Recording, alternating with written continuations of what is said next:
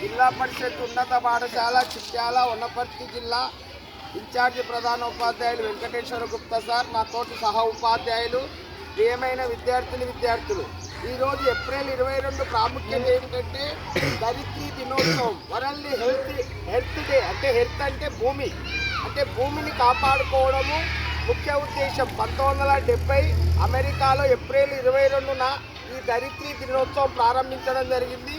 అప్పట్లో 1962 మార్చిలో జాన్ మెక్కెల్ అనే ఆయన దీన్ని ప్రారంభించి, తర్వాత 1970లో గెలార్డ్ నెల్సన్ అనే రాజకీయవేత్త, అమెరికా రాజకీయవేత్త, అప్పట్లో దీని ఆలోచనకు ప్రతిరూపం ఆయన్నే. ధరిత్రీ దినోత్సవం అంటూ ఒకటి ఉండాలి.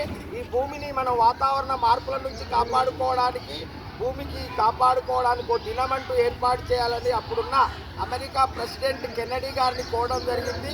ఆయన కూడా అమెరికా అంతా పర్యటించి, తర్వాత అమెరికాలో రాజకీయ విప్లవం ఆ రోజుల్లో ఉన్నది కనుక భూమి ధరిత్రిని కాపాడుకుంటే మంచిది. వాతావరణ కాలుష్యం నుంచి ఉద్గార రసాయనాలు, కార్బన్ మొనాక్సైడ్ ఇట్లా వాతావరణ కాలుష్యం ఏర్పడడం వల్ల ధరిత్రిని కాపాడుకోకపోతే రాబోయే తరాలకు ఈ భూమి మీద జీవుల మనుగడ కష్టతరం అవుతుందని చెప్పడం జరిగింది.